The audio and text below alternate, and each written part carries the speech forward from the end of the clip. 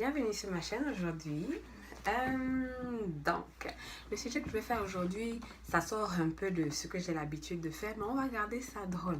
Donc, aujourd'hui, je vais parler des 1001 choses que on doit nous dire avant de nous envoyer vivre ou fréquenter ou s'installer au Canada. Les 1001 choses que moi, je ne savais pas avant d'arriver ici et que j'ai appris sur le tas, à la dure, comme tout le monde dit. Je sais que la plupart de vous, sinon tous, ont vécu ça ici. Dès que vous avez mis le pied à Montréal, Trudeau, vous avez vécu ça. Alors, je vais commencer. Donc, il y a 5 ans, ma mère s'est levée un matin, puis elle a décidé qu'il était temps que tu ailles au Canada. Il faut que tu ouvres ton cerveau, il faut que tu ouvres ton esprit. Je t'envoie au Canada. En moins de temps qu'il ne fallait, le billet d'avion a été acheté. Tout ce qu'il fallait faire a été fait. Me voilà donc en place dans un vol Air économique Royal Air Maroc, direction le pays des pingouins et des castors. Donc j'embarque, je quitte Yaoundé à 3h du matin, on fait une escale à Douala, bien sûr Air Maroc. Une escale de 7h à Casablanca, au bout duquel je me demandais, mais quand est-ce que je vais arriver là?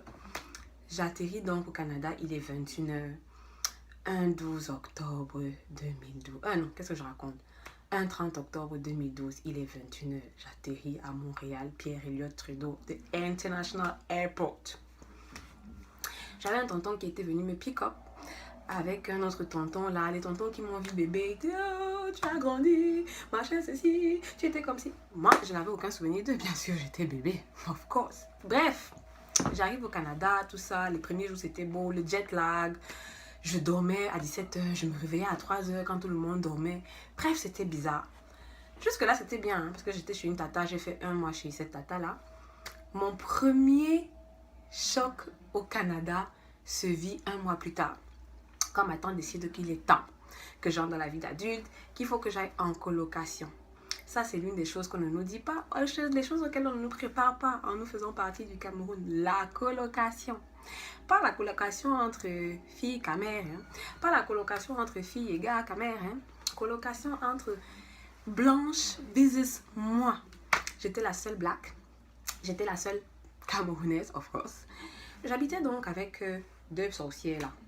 Une Kébo et une fille qui venait de l'Équateur.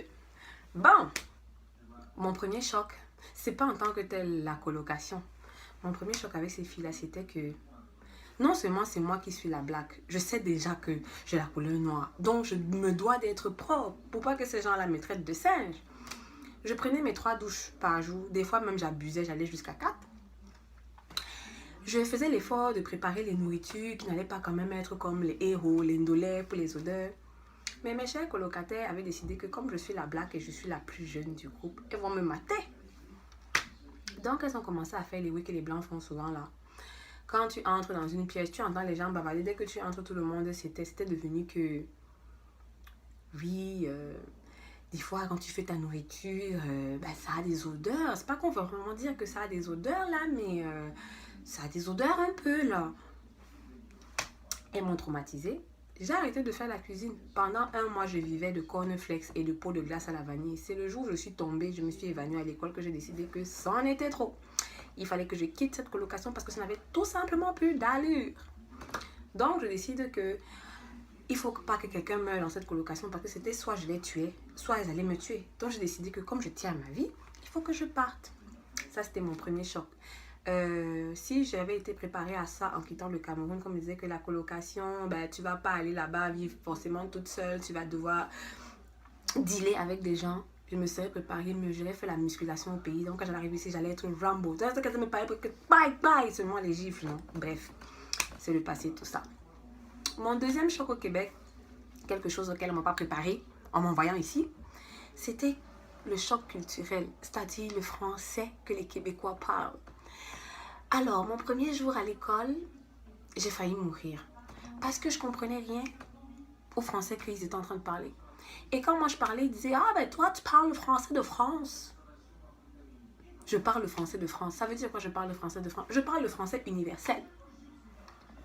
Donc, les expressions du genre, oh, tu veux-tu qu'on aille au cinéma à soir? Tu t'en viens-tu souper chez nous à matin? Tu veux-tu que je fasse ci? Ah, ben, je m'en vais chez nous, là. Ces expressions que je restais comme ça, je disais, mais je suis tombée dans quel pays? C'est les qui vivent ici, le genre. Puis, ils ont des expressions que tu ne comprends pratiquement pas. C'est juste au Québec que tu les entends. Donc, mon premier jour à l'école, le professeur, on a fini de faire le cours. Ben, je me suis battue tant bien que mal parce que j'étais assise à côté d'une Sénégalaise et il y avait une Burkinabé devant moi, entre africaines, on s'est reconnus. Donc, quand la fin du cours arrive, le prof dit, ben, vous allez serrer vos affaires là et puis on se voit la semaine prochaine. Je savais que ça voulait dire quoi, serrer les affaires. Donc, moi, j'ai pris mon cahier qui était posé sur la table avec ma trousse. J'ai serré mes affaires, comme il a dit. C'est là que ma collègue sénégalaise qui est à côté de moi me dit, mais qu'est-ce que tu es en train de faire? Je dis, ben, le prof a dit de serrer ses affaires. Elle me dit, mais ça ne veut pas dire ça, ça veut dire ranger vos affaires. J'étais là, mais que mot-là, s'il avait seulement dit que ranger vos affaires, quoi allait faire? Serrer vos affaires. Ben, moi, je fais ce que le français a dit, serrer. Bref, passer le choc de l'expression québécoise et les expressions québécoises qui n'ont pas de sens quand ils veulent insulter et les... Ah, tabarnak, je suis en crise, la hostie de colis. Je ne sais toujours pas ce que ça veut dire jusqu'à date d'aujourd'hui. Mais maintenant, moi, j'utilise ça. Quand je suis énervée, je fais ma kébo. Bah, tabarnak, je suis en crise, le... Ne me demandez pas ce que ça veut dire. Je ne fais que répéter. Comme je suis la mamie Anna. Je répète seulement. Donc, passer ça, après, c'était les... Ben, tu veux-tu qu'on se jase un peu?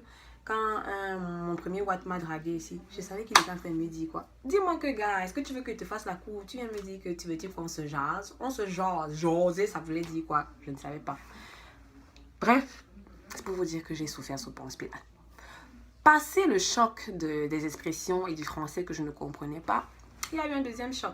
Si en partant du Cameroun, on m'avait préparé, on m'avait dit que vous savez, les longs diplômes que vous faites au pays, les études bizarres que j'ai faites, après avoir fait une licence en sciences politiques, je suis allée faire un master en communication à l'IRIC.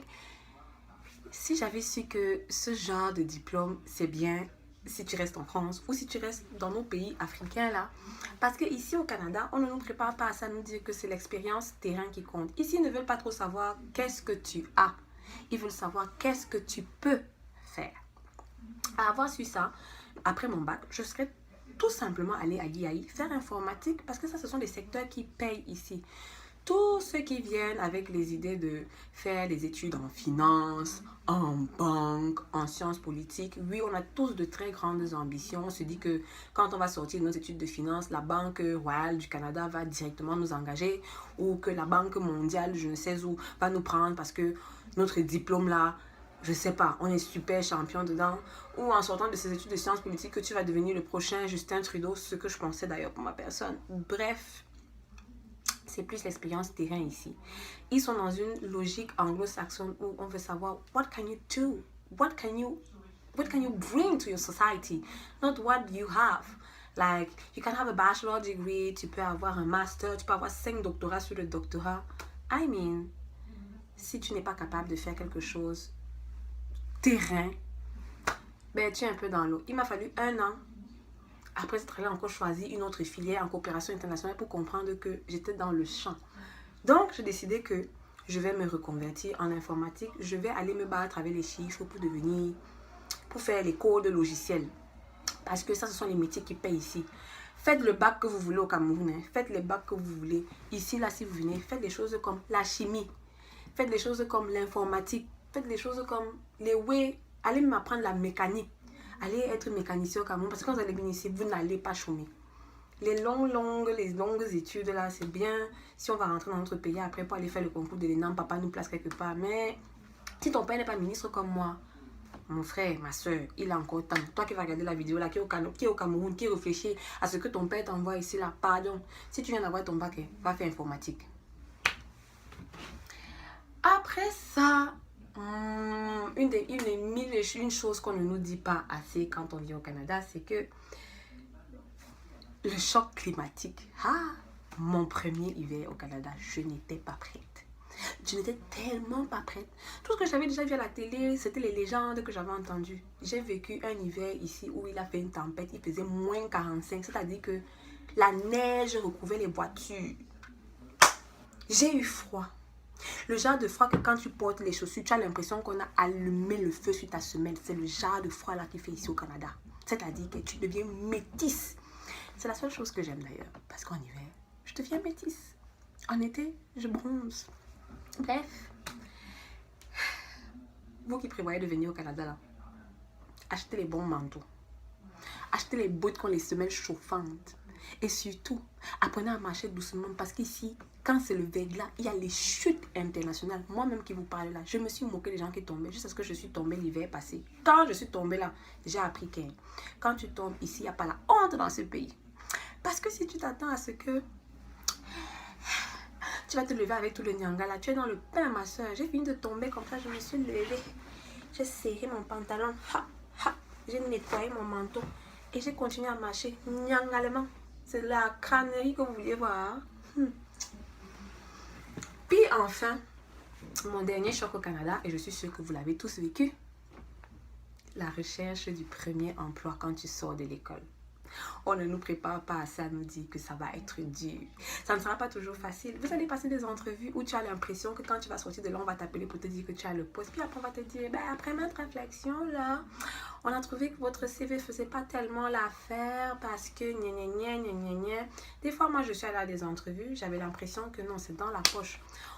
On me dit, comment tu t'exprimes en anglais? La personne switch même en anglais parce que c'est ça ici au Canada. Ici, on switch. On peut te parler en anglais, on continue en français et vice versa. Donc les non bilingues là qui venaient au Canada, ne pensez pas que quand vous venez vous cacher à Montréal là vous allez échapper à l'anglais parce que ici we switch English to French, French to English. Tu vas à une entrevue, do you speak English? Tu veux commencer par dire oui, speak in English please. Puis tu commences à dire it was like I don't know how to say it. Il n'y a pas les ça ici. Au Canada, les Canadiens ils sont bilingues. Bref. Donc, c'est un peu pas mal ça. Puis, la seule chose de positive que je pourrais ressortir ici, c'est au moins que quand tu travailles, tu n'attends pas la fin du mois pour être payé. Tu es payé toutes les 2 semaines. Ça, quand même, c'est la patte. Bref. Ça, c'était ma part d'expérience du Canada que je voulais partager avec vous. S'il y aurait 3 points que vous devez retenir ici, c'est qu'en venant au Canada, il faut être préparé au choc culturel. Il faut être préparé à entendre des expressions que vous n'avez jamais entendues sur une autre partie du globe terrestre en dehors du Canada. Vous allez détester leur façon de parler, façon pingouin. Des fois, quand vous sortez du Canada, vous avez l'impression que vous êtes en train de revivre. Puis quand tu reviens à Montréal, tu reviens avec des expressions quand même. T'es bien, tu niaiseux là, tu me niaises-tu? Tu t'en viens-tu? On s'en va-tu chez nous? Tu veux qu'on se jase un peu là? Parce qu'ici, tu fais frais dans ta tabarnak. Il n'y a que ceux qui sont au Canada qui vont comprendre tout ce que je viens de dire là. Deuxième point, préparez-vous à un hiver. Préparez-vous à des saisons. Le Canada, c'est comme une femme enceinte. Les humeurs de la femme enceinte changent comme les saisons. Tu te lèves le matin, il y a un soleil. Le temps d'attacher tes chaussures, il est déjà en train de neiger. En sortant de chez toi, il pleuvra. Et quand tu vas prendre le bus, il fait chaud. C'est ça le Canada. Mais on s'en sort avec. Puis troisième choc. Choisissez bien les études que vous faites au Cameroun. Choisissez bien les filières que vous allez choisir à la fac avant de venir ici. Moi, je vous dis, pour avoir été là dans le système, gars, allons faire informatique. Allons apprendre à coder les logiciels. Allons faire mécanique. Allons faire les week-ends. Si demain ça ne va même pas, tu crées ton web, tu te mets à ton compte et puis ça passe. Parce que ici, là, c'est pas un pays pour niaiser, comme ils disent. On ne niaise pas au Canada. Sur ce,